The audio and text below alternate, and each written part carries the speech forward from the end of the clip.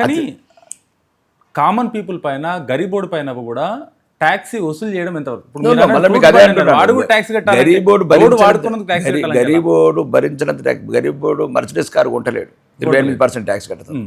5%, 0% ట్యాక్సులు పేదలకు సంబంధించిన వస్తువులు ఏవైతున్నాయో, కొన్ని దినుసులు కావచ్చు, నిత్యావసర వస్తువులు కావచ్చు, పేదవాళ్ళు వరకు మాక్సిమం 5% లోపల ఉన్న ట్యాక్స్. 5% కూడా వాళ్ళు ఎందుకు కట్టాలి? సామాన్య పౌరుడు వాడు బతకడానికే కష్టంగా ఉన్న రోజుల్లో అది అలా అయిపోతే నువ్వు మొత్తం వ్యవస్థ ఇంకా నువ్వు రన్ చేయలేవు. వాడికి కావాల్సిన మౌలిక వసతులు ఇవ్వలేవు, వాడికి కావాల్సిన రోడ్ ఇవ్వలేవు, వాడికి కావాల్సిన పవర్ ఇవ్వలేవు, వాడికి కావాల్సిన విద్య ఇవ్వలేవు, వాడికి కావాల్సిన వైద్యం ఇవ్వలేవు. అంటే కానీ మీరు చెప్పిన దాంట్లో అర్థం లేదు. ఎందుకంటే మొత్తం అట్లా అవుతే ఇక వ్యవస్థను రన్ చేయలేదు. అలా కాదు, ఉన్నోళ్ళ దగ్గరనే బ్లాక్ మనీ, కోట్ల డబ్బు. ఇప్పుడు రాజకీయ వాళ్ళు దొంగతనాలు ఏం చేయలేదు. దేశంలో, ప్రపంచం మొత్తం కాకుండా దేశంలో, మన భారతదేశంలో తీసుకుంటే ఏ రాజకీయ నాయకుడు 100 కోట్లకు తక్కువ ఉన్నారు చెప్పండి సార్?